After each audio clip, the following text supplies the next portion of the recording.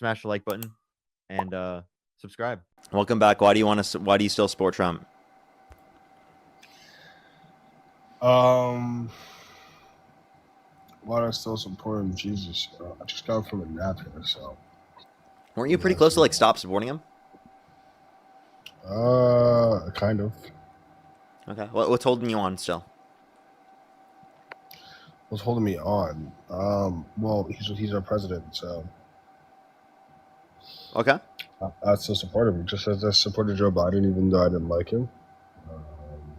Supported Trump before then. Supported all the presidents that have been in the office. So. Okay. Well, that's like a different notion of support than I mean. Like what I mean by support is like you would vote for him over Harris if the election were held today. Yeah, I told you I would support. I would vote for someone that I know more about than not. Right? You still haven't done research into Harris? It's not that I haven't done research. It's like, come on, dude. You've been saying this for how long now? For what, a week? No, it's more than a week. Well, I'm saying the majority of the people in your chat, whether you believe it or not, aren't gonna do that research into her, and whether or not I actually believe why won't you? Ran on.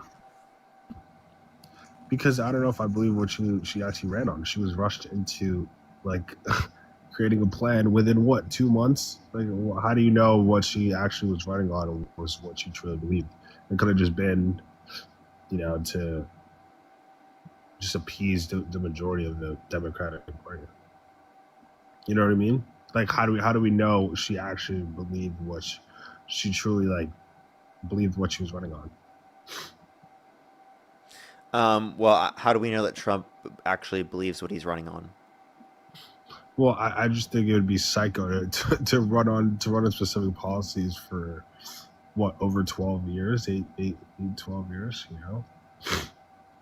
No, I'm just asking you, like, you think that you had that process determined for Trump. So I'm asking you, under your own notion, how do you do that for Trump? Because I would just say, can't you just apply that exact same way to an analysis to Harris? Right. I'll just look at how long they ran on that said policy. How long they ran on that policy? Because, I mean, I don't think that's actually like what we seem to be true. Like, Trump said no new wars. He said that for a very long time, and he obviously didn't uphold that. He started a new war. You're just balancing optics at that point. Right? No, that's not just that. Like, I can give you other examples. Like, he said he was going to reduce energy prices by 50%, by half, within a year. Okay, so can we agree that not every president, I'm pretty sure there was a crazy stat that was like our last 10 presidents, they've only gotten 30% of what they actually ran on, completed within their 4 years or something like that. Like, they very rarely get what they run on done. They just try and kind of attack what they believe is the most important within that 4 years and then get it done, because it's pretty illogical to not logical. No, these are things that he said he would meet in terms of objectives.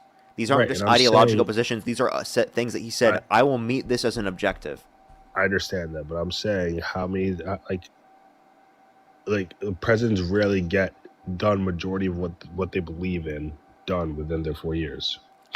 This isn't a majority. This is a huge, this isn't me not even claiming that. This is almost the main things he ran on, reducing prices for people, bringing down costs for housing, bringing down costs for groceries, bringing down costs for energy, literally bringing jobs back to this country, increasing manufacturing investment. All of these things he's gone against. The no new wars thing, he went against. The release of the Epstein files, he went against. What has he actually upheld? The big beautiful bill? That's it? Well, then he ended up, he released some of the Epstein files, and wasn't that up to Congress as well? Wasn't only him? No, it's because the Congress said release all of the files.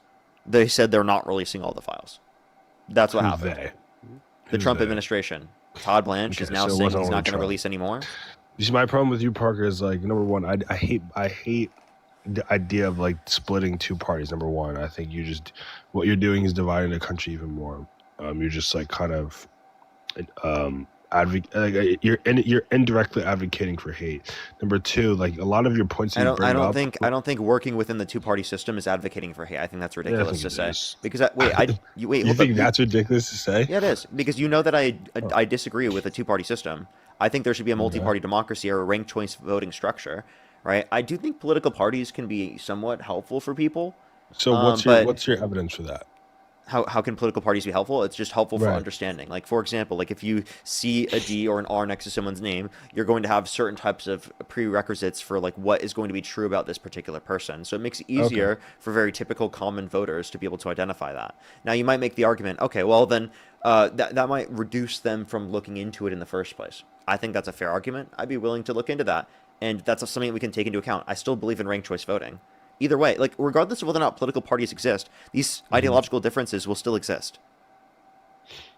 Okay. And so my follow up question is, what, like, you oftentimes like intentionally this honestly misrepresent Trump and it's fine. I mean, I guess I don't know if it's a debate tactic of yours. I don't know if that's something they teach in how to debate is, being able to attack certain points from a certain angle, say certain things in a certain way, like even speaking about the Epstein files, like it's the Trump administration, not just Trump. Now, of course, he could have done more to advocate for it to get pushed out, but at the end of the day, it ultimately didn't rely on his own decision. But you saying the statement that you did before that Trump didn't release the Epstein files, that for like an average Joe that doesn't really look into um, these events on a day-to-day basis, they'll think, oh, the final say relied on Trump and he didn't release it, therefore Trump is evil. Whereas that's not really the case. So I feel like you misrepresent a lot of his points, or not his points, but a lot of things that occur in the administration, and put all the blame on Trump. So that's why I think you're just a little bit I don't think that's fair. Now, of course, both sides do it, but I think the left does it a lot more than the right. I don't think that's fair. That's why I don't like this whole like party system. Like you can say like you don't believe in the two party system, but if anything, you are the problem as well by doing what you're doing every single day. If you genuinely believe in the two party system, I believe you would sit up here and advocate for your side, genuinely, like with an open heart, not have any, misrepresent the right for what it is and not misrepresent the left for what it is. I don't think I'm misrepresenting the right. I don't think Mm-hmm. that me saying Trump wanted to prevent the release of the Epstein files is a false statement. I think that's a totally true I statement. think it is a I think very that Park. I let me think explain why it's you're true. Let smart. me No, explain. I Let know, me but explain. before you continue, I think you're a very smart guy. Okay, like you know, like phrases can alter optics. Phrases can alter how people view certain, like the way you mask it in a sentence. Like I said, to an average Joe, the way that you say certain things can alter like what it actually is. Nothing about That what I'm makes saying sense. is misleading at all, and let me explain. Okay. Okay? Okay. Go on. Trump called Marjorie Taylor Greene a traitor because she wanted to release the Epstein files. He said the Epstein files are a hoax and that anyone that wants them to be released never actually supported him in the first place. Okay, Mm-hmm. that you can't deny that he actively did things to prevent the release of the Epstein files. Hell, Todd Blanche is a new person he put in after firing Pam Bondi, right? And literally, he said that they're not going to release any more files. So if his goal was to Mm-hmm. release more files, if his goal was specifically to ensure that everything was released, then he wouldn't have Mm-hmm. done all of those actions. That's what Okay. tells me So he prevented it. That's it's a fair why. point. And I just want to be clear. This is in a circumstance where there is a literal law from Congress to release it, right? Like Mm-hmm. that mandates you to release it. I do think Mm-hmm. that outside of that context, it's hard to get it to release. It's like obviously you need congressional support on a bill in order to be able to get it passed in the first place. Okay. So like Why is everyone there's something saying outside of that, quiet but piggy? there's things that he's done in of itself, right? That specifically I think are clearly like bad there. Okay. I mean that's a fair point. Like when you elaborate on the point like that's fair. Why can I ask quickly why everyone's saying quiet piggy? I don't get it. I don't What know does that either. mean? I think it's the one person just spamming that. No, I've seen a couple people. But anyways, Okay, well now you're gonna cause more people to say it. no, okay, sorry. Well, I It's apologize. But okay. It's okay.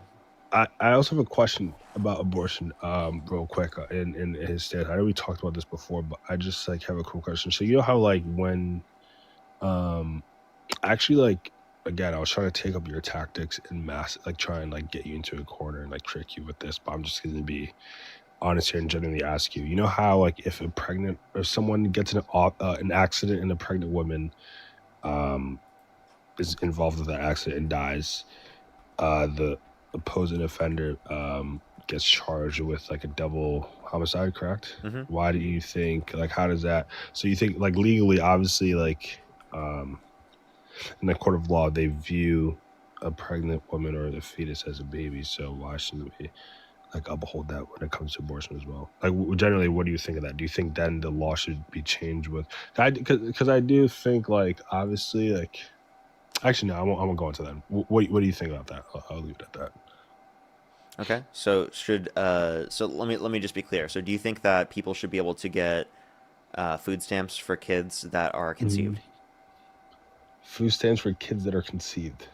What's the, like, opposing, They, like, what's the they alternative should options? that categorize as a kid they can take out and add so that they can get food stamps for? They can they take a child tax credit for the conceived zygote?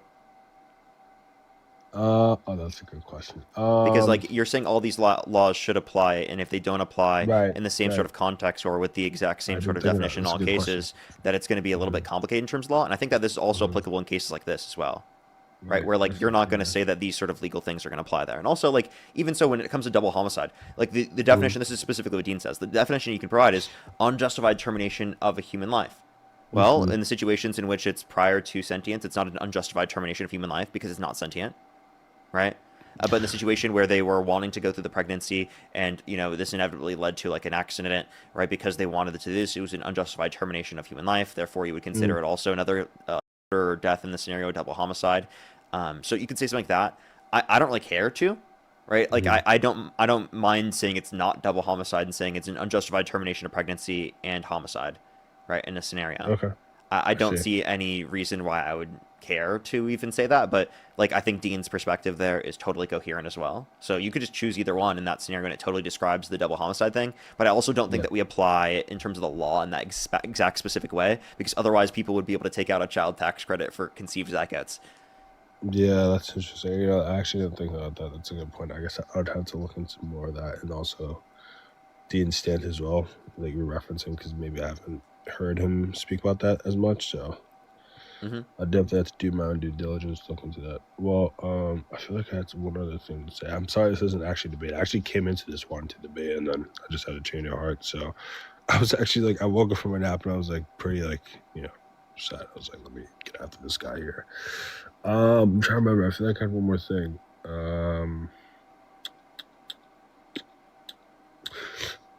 I don't know. I guess I forgot. Maybe if I remember it, I'll All right, maybe if send you a remember, you can send a guest donation. request back. Yeah. All right. Well, take All care. right.